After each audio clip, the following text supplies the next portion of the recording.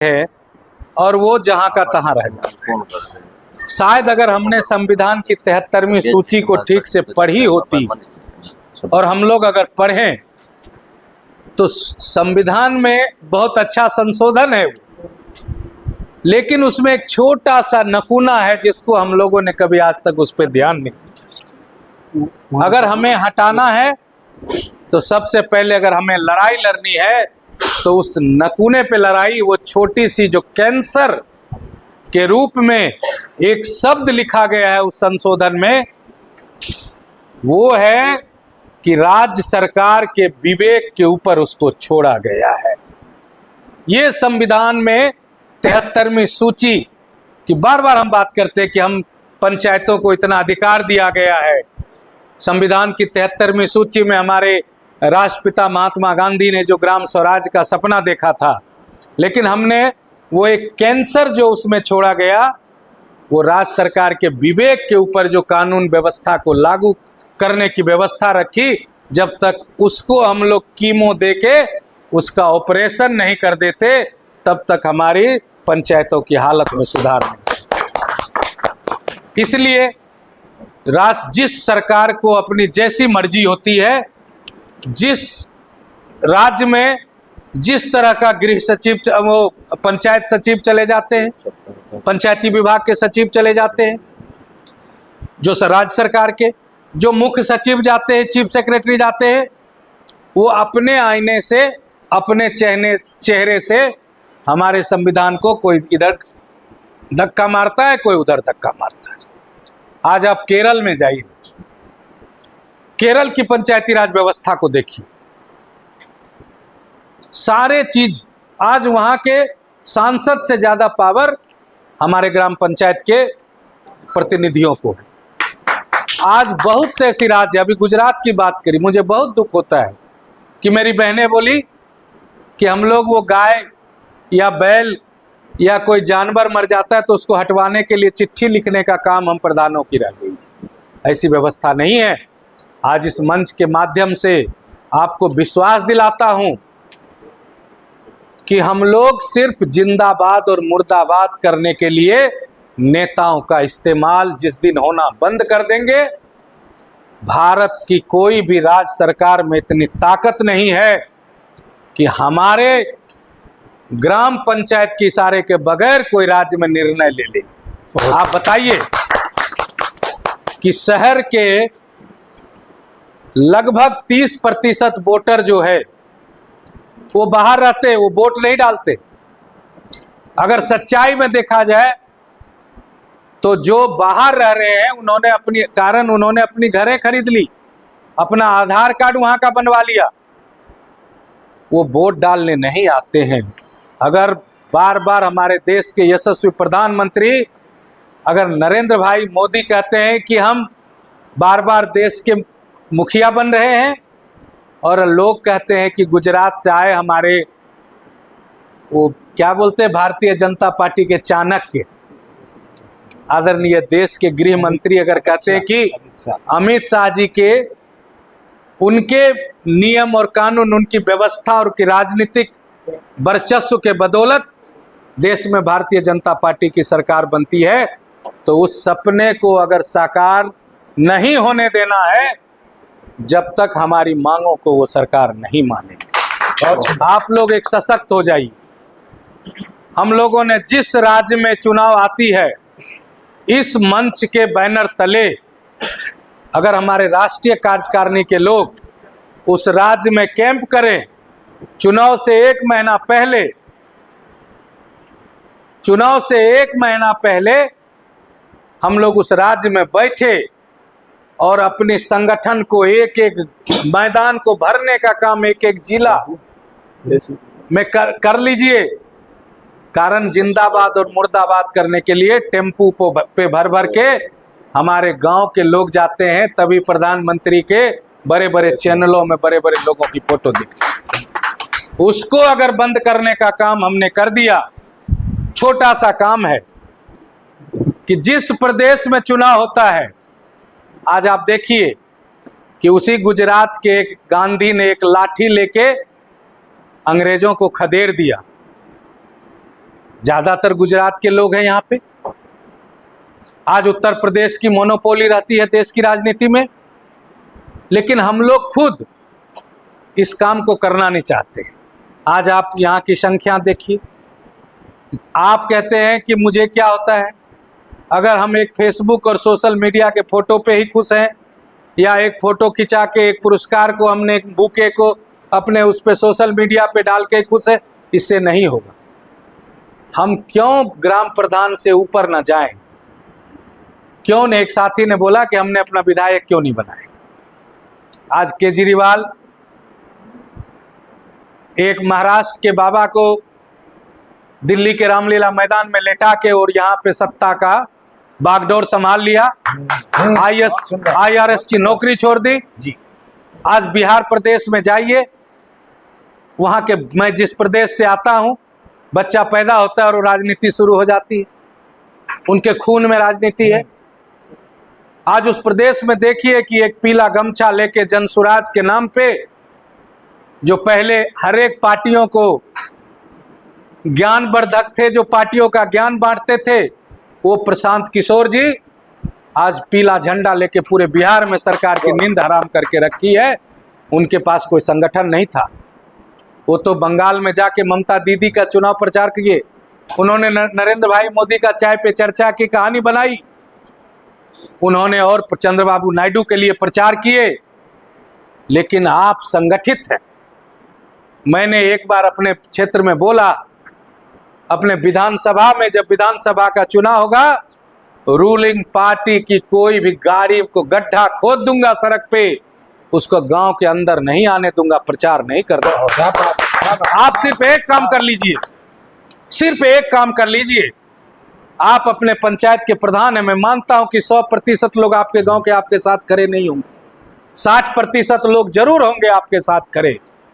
जब भी कोई राजनीतिक दल आपका कार्यक्रम करने आपके प्रखंड में, आपके जिला में जाता है, सिर्फ और सिर्फ अपने अपने पंचायत के लोगों को उस कार्यक्रम में जाने से रोक लीजिए। जिस दिन आपके यहाँ वो पंचायत करने आता है, आप अपने सारे लोगों को लेके ग्राम सभा करने बैठ जाइए, उसके सभा में किसी को जाने मत दीजिए। अगर हमने एक एक राज्य में ये शुरू कर दी तो रोंगटे खड़े हो जाएंगे भारत सरकार और राज्य सरकार के इस लोगों को देख के। इस तरह का काम हमने जब तक नहीं किया, बार बार हम रोते रहेंगे 29 अधिकार, 29 अधिकार। दूसरी बातें, आज 1 नेशन 1 इलेक्शन की बात हो रही है, हम लोग जरूर बात करेंगे। हमें एक लीगल एडवाइजरी कमेटी बनाने की जरूरत है। आज आपने बात करी कि कलेक्टर अगर कोई सरकार के खिलाफ बोलता है वहां सरपंच, तो एक कलेक्टर उसके ऊपर कार्रवाई करके उसको निष्कासित कर देता है। ऐसा फोन मुझे गुजरात से 2 प्रधान सरपंचों का आया था। वो क्यों? कि वो बेचारा अकेला पड़ जाता है। कल आपकी भी बारी आएगी। आज आप चुप बैठेंगे, कल आपकी बारी आएगी। हमने एक लीगल टीम बनाइए, राष्ट्रीय मुखिया सरपंच संघ की स्थापना करें और वैसे होनहार वकील को अपने पैनल में रखें। जब इस तरह की बात होगी तो एक साथ पूरे राज्य के सरपंच इस्तीफा देंगे, एक साथ पूरे। अगर एक के साथ ऐसा हुआ, हम लोग अपना प्रधान बन गए, मनरेगा 15वीं वित्त, यहाँ जो लोग आए हैं उनके अंदर इस तरह की कीटाणु है जो ऊपर से आया, ये चिप इनबिल्ड है। ये लोग चाहते हैं समाज के लिए काम करने के लिए, लेकिन हम लोगों में ही कुछ ऐसे लोग हैं जो गलत रास्तों पे चलते हैं। सरकारी पैसे का दुरुपयोग, आटा में नमक नहीं, नमक में आटा डालने का काम करते हैं। इसके वजह से बोला ना, एक टोकरी में अगर एक सरा आम आ गए तो पूरे टोकरी को खराब कर देता है। तो हम लोगों को अभी, हम लोग मेढक के तरह है, बुरा मत मानिएगा कि एक टोकरी में ढेर सारा मेढक रख दीजिए, 2 मिनट में कोई कूद के उधर, कोई कूद के उधर, कोई उधर। हम लोगों को चींटी के तरह चलना है। जिस तरह चींटियां अपने कतार में एक साथ चलती है, इस तरह की व्यवस्था आज आप लोग इस बैठक से जाएं तो आज खुद शपथ ले यहाँ पे कि कम से कम 10 प्रधान के साथ इस व्यवस्था को हम शेयर करेंगे अपने यहाँ जाकर। बहुत सुंदर, ये है। अपने अगल बगल के 10 लोगों को जोड़िए। लोकसभा में कितने सीट हैं, विधानसभा में कितने सीट हैं, राज्यसभा और विधान परिषद की बात छोड़ दीजिए, हम लोग एमएलसी भी बनाते हैं बिहार में। वार्ड सदस्य, मुखिया, ये सब वोट करके हम लोग एमएलसी बनाते हैं। आज बिहार के जो प्रदेश अध्यक्ष है भारतीय जनता पार्टी के आदरणीय दिलीप जायसवाल जी, वो हम लोगों के वोट से एमएलसी बने और वो मंत्री बने बिहार सरकार में। हमने तो बना दिया। जब आज हम उनको फोन करते हैं तो मेरा फोन नहीं उठाते। जब उनको मेरी वोट की जरूरत थी, जब हमारी वोट की जरूरत थी, तो हमारे यहाँ आके सारे ग्राम पंचायत के लोगों को, वार्ड सदस्य को बुला बुला के गिफ्ट दे रहे थे, उनसे बात कर रहे थे। लेकिन जब मेरे ही पंचायत में एक बहुत बड़ी दुर्घटना हुई, हेलीकॉप्टर से वो आए, वो हेलीपैड भी मैंने बनवाया। जब वो आए तो हमने नमस्ते किया तो वो उसका ठीक से जवाब भी नहीं दे पाए। तो ये है हकीकत हमारी औकात उन्होंने इसी तरह से नापी है कि जब उनको जरूरत होता है, मेरे दरवाजे पे एक एमएलए, एक मंत्री आ जाए, पता चला आप जाट बिरादरी के हैं, आप बनिया बिरादरी के हैं, हम खुश हो जाते हैं। काजू और बादाम नमकीन लेके, ठंडा पानी लेके उनके स्वागत में लग जाते हैं, अगल बगल के लोगों को इकट्ठा कर लेते हैं। हमें लगता है कि मेरी प्रतिष्ठा बढ़ गई, मेरे दरवाजे पे एक सरकार का एक मंत्री आ गया। लेकिन जब हम अपने अधिकारों को लेके, अपनी मांगों को लेके, दूसरी एक समस्या है, हर एक राज्य में बहुत सारे संगठन बन गए। वो लाला जी का दुकान है। मैं इस संगठन को, लाला जी का, मैंने पहले बोला कि दुकान नहीं बनाना चाहिए। मैं तैयार नहीं हो रहा था कि मुझे प्रधान बनना, अध्यक्ष बनना है। बैठे हैं नानक चंद जी, मैंने बोला कि आप ऐसे लोगों को लाइए, मेरे पास समय कम रहता है। तो मुझे रविंदर जी ने, मुकेश साकिया जी ने, सब ने बोला कि हम लोग आपके साथ कदम से कदम मिला के करेंगे, काम करेंगे, और वो कर रहे हैं आज। तो ऐसी व्यवस्था पे हम आइए, जिंदाबाद मुर्दाबाद करना पहले बंद कर दीजिए। आप बीजेपी के हैं, कोई समाजवादी पार्टी के हैं, आप अपनी क्यों नहीं हम पार्टी बनाए? कब तक हम दूसरे का झंडा लेके चलते रहे? आप अपनी पार्टी हम बनाए और हम अपना कैंडिडेट हर एक राज्य में अपनी पार्टी का, हमारे समाज का, और मैं दावे के साथ कहता हूं कि अगर ये जज्बा हम लोगों में आ जाएगी तो केजरीवाल का नाना बन के हम लोग वहां पे गरीबों के लिए काम करने का। आज वो आके लेट के, पानी पी के, उपवास करके, कितने बड़े चीज देखिए, शीश महल में चले, और हम लोग काम करते ग्राउंड जीरो पे। हम लोग काम करते हैं गरीब, रोज किसी का कुछ हो, और वो जनता भी अब, पहले तो राम प्रधान जी बड़ा शालीनता से करते थे, अब वो धमकी भरे शब्द में करते हैं कि मैंने निमंत्रण दिया, आया क्यों नहीं? उनकी वोट की ताकत उनको समझ में आ गई है। सबसे ज्यादा वो हमें ही धमकाते हैं कि आना अगली बारी वोट में।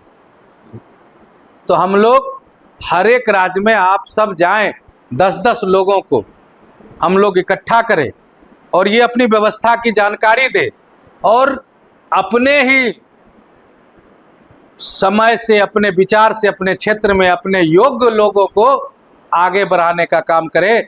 जिस दिन हम ये सोचने लगेंगे कि नानक चंद जी नहीं, मैं ही चुनाव लड़ लूं, मैं भी लड़ूं, ये भी लड़े, ऐसी लड़ाई अभी घर की लड़ाई नहीं लड़नी है, हमें समाज की लड़ाई लड़नी है, संगठन की लड़ाई लड़नी है।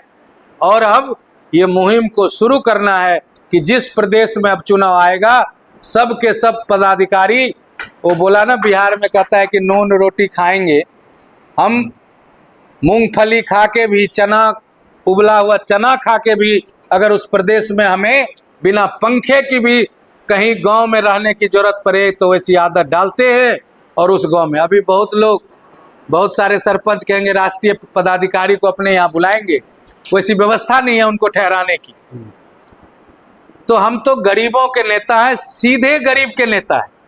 हम तो रहे हैं, हमने बचपन जब बिजली नहीं थी हमारे गांव में, हमारे पूर्वजों ने तो ऐसे मच्छरदानी में सोए हैं, खाट पे सोए। तो हम उस व्यवस्था को कायम करें और खास करके ये विश्वास अपने उस गांव के लोगों को, गांव के प्रधान को दिलाइए कि आप रोटी और दाल खा के हम वहाँ पे रहेंगे। साधारण तरीके से आप व्यवस्था करें और हम हर एक पंचायत में जाके संगठित करने का काम करिए। और आने वाले जो भी राज्य में चुनाव होता है, जहां हमारी संगठन मजबूत है, हर एक गांव जिला में एक बड़ा कार्यक्रम करिए। जब हम ही लोगों को बस भर के देते हैं तो हमारे लिए लोगों की कमी है क्या, या नहीं? तो वो पार्टी आए, हमसे बात करे, हमारा अधिकार, हमारा इतना % सीट हमारे राष्ट्रीय प्रधान मुखिया सरपंच संघ को दे कि आपको मैं गुजरात में इतनी सीट देता हूं। तो जो पार्टी ज्यादा सीट देगा उसके साथ हम लोग मेहनत करेंगे, हम अपने विधायक बनाएंगे। तो अब यहाँ जो लोग बैठे, मैं उम्मीद करता हूं कि आने वाले विधानसभा में सब लोग शुरुआत करिए कि अब लड़ाई पंचायत तक नहीं, अब हमें विधानसभा को भी ठकठकाना है। वहाँ जब हम पहुंचेंगे तब हम अपने सरपंचों की बात मजबूती से रख पाएंगे। आज झारखंड में एक निर्दलीय अकेला जीत के मधु कोड़ा जी पूरे प्रदेश को चलाते रहे। वो तो बहुत लालच हो गया, जेल चले गए इसलिए हट गए। लेकिन एक निर्दलीय विधायक झारखंड का मुख्यमंत्री अकेला जीत के मुख्यमंत्री बने। तो अवसर और किस्मत ये सब ऊपर वालों के ऊपर है। हम सब इकट्ठा होके अपनी लड़ाई को लड़ें। और सबसे पहले जिंदाबाद मुर्दाबाद जो बीजेपी, कांग्रेस और जो भी पार्टी है, राष्ट्रवादी, क्या अजीत पवार साहब, सबको छोड़िए। हम लोग अब अपने पार्टी हैं, हम लोग सब नरेंद्र मोदी, अमित शाह, राहुल गांधी, सब हम ही में। हम लोग इकट्ठा हो जाइए, सबकी आत्मा को अपने अंदर लीजिए और एक ईमानदारी से हम लोग संगठित होकर जिंदाबाद मुर्दाबाद पहले बंद करिए। अब मेरा दिल्ली में कार्यक्रम है, दे दनादन पश्चिमी उत्तर प्रदेश से गाड़ी भर के, स्कॉर्पियो भर के लोग आ जाते हैं। अब हमने नहीं आने देना है। अब तब आने देना है जब हमें समय दो। अपने मंत्री को बोलो कि हम बार बार हाजिरी लगाते हैं, हमें समय नहीं देते। उनको बोलो कि हमारी ये 10 मांगे हैं, इसको पूरा करो। हमने बोला, मैंने भी ये सलाह दी पंचायती राज मंत्रालय को, ग्रामीण विकास मंत्रालय को, कि आप जो आरक्षण की व्यवस्था है पूरे प्रदेश में एक तरह करिए। हमारे यहाँ कहीं 5 साल पे आरक्षण बदलता है, कहीं 10 साल पे बदलता है, कहीं 15 साल पे। आपका एक विधायक जो रिजर्व सीट रहता है 30-30 साल तक वो सीट नहीं बदल रहा है। लेकिन जो अच्छे काम करने वाले हैं वहाँ आप इतना उलटफेर करते रहते हैं।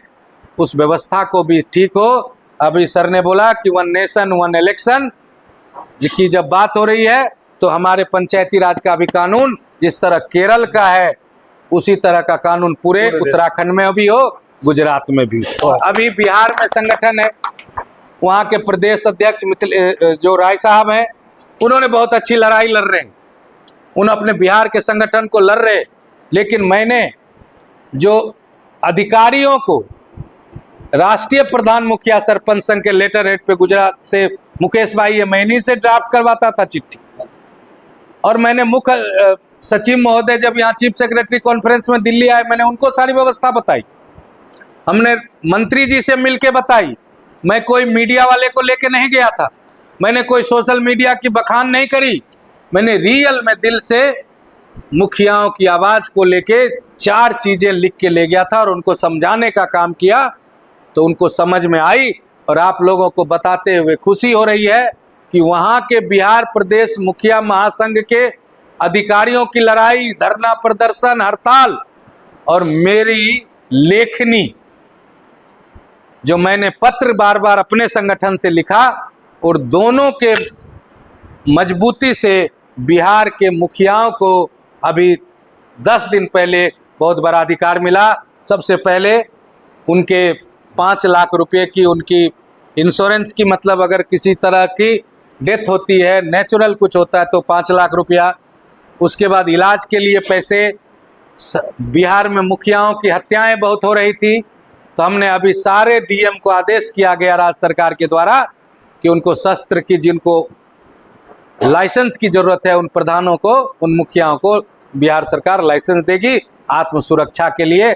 और मैं आपको बताते हुए खुशी हो रही है कि अभी मेरे जिलाधिकारी ने मेरे नाम से 8 दिन पहले पिस्टल की लाइसेंस क्या बात है, दिया। बधाई हो, बधाई हो, बधाई हो। जरूरी है, जरूरी है, जरूरी है।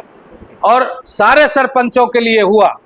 और उन्होंने सारे डीएम को जिला में आदेश दिए गए, डिस्ट्रिक्ट मजिस्ट्रेट को, राज्य सरकार से, कि जिन मुखियाओं को सुरक्षा के लिए उनको शस्त्र की लाइसेंस की जरूरत है, आप उनको दीजिए। और ये काम शुरू हो रहा है। मानदेय, हम तो कहते हैं कि आपने सांसद और विधायक की बात करी, मैं प्रधानमंत्री जी, आप बहुत ईमानदार हैं, सारा पैसा सब जगह दे देते हैं। आपके जितने भी मंत्री हैं, जितने सांसद, कोई गरीब नहीं, सब बढ़िया अच्छा खासा है। अगर हमें मानदेय दे रहे हैं तो हमें तनख्वाह मत दीजिए, उनको भी मानदेय देना शुरू कर दीजिए, इससे राष्ट्र को फायदा हो। बिल्कुल। आप हमें भी ना दीजिए तनख्वाह, आप उनको भी हमारे तरह मानदेय दीजिए, विधायक को, सांसद को, उनको भी मानदेय दे, आप भी मानदेय लीजिए, व्यवस्था ठीक हो जाएगी। तीसरी जो मुख्य बातें, समय बहुत हो रहा है, आप लोगों को भवन में जाना है। तीसरी मुख्य व्यवस्था है कि हमें अपने अधिकारों का ताकत हमें नहीं है। अभी आपने बोला हम में से किसी ने कि हनुमान जी को भी अपने ताकत का अंदाजा नहीं था। आप लिखने की आदत डालिए। मैं अक्सर हर एक प्रदेशों में देखा हूं, हर एक पंचायत में गया हूं, बोली तो बहुत गोली निकलती है प्रधानों के मुंह से, लेकिन लेखनी में वो कमजोर है। जब आप लिखना शुरू करिए, 4 आरटिया लगाइए, अखबार में दीजिए, 500 रुपये में आजकल घूमते फिरते हैं दैनिक जागरण, दैनिक भास्कर और जो भी है, छोटी छोटी आप अखबारों में निकालना शुरू करिए। आप चिट्ठी लिखिए, आवेदन लिखने। जिस दिन आपको थोड़े दिन लोग पगले बोलेंगे, ये पागल है।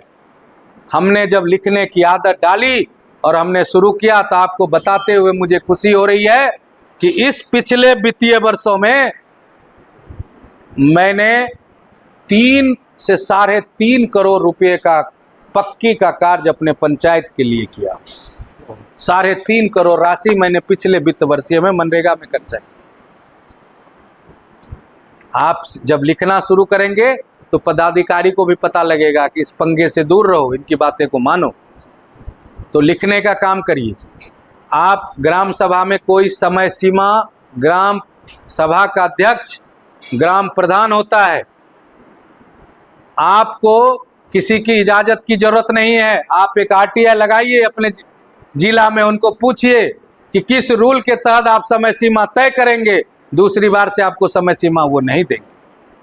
आप एक बार आरटीआई लगा के पूछ लीजिए, एक आवेदन दे के जवाब ले लीजिए, लेकिन आप चुप हो जाते हैं।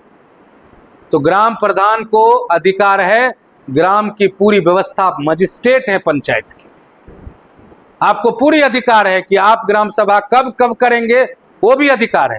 कारण ये ग्राम स्वराज में, ग्राम पंचायत में सारी व्यवस्था ही ग्राम सभा से। आपको जो भी काम करना है आप ग्राम सभा करिए, उसमें योजनाओं को लाइए, जिला परिषद से उस योजना को पास करा के आप अधिकार है, आपको अपने पंचायत सचिव को आदेश करिए कि मेरे पंचायत में जो ये सड़क है, ये नली है, ये गली है, ये जो बनाना है, ये आपको मैं आदेश देता हूं। उसको पढ़िए, जो अभिलेख है उस पर आदेश जारी करिए। आप प्रशासनिक सहमति की पावर आपको है। जो भी, और आज देखिए बिहार में 15 लाख तक कोई टेंडर नहीं होता है, 10 लाख तक का 15वें वित्त का काम हम लोग ऐसे कराते हैं। आज हमने सारे जो मृत्यु प्रमाण पत्र, जन्म प्रमाण पत्र के अधिकार जो उन्होंने दे दी थी, हमने वापस ली पंचायत में। हमने सारे चीजें,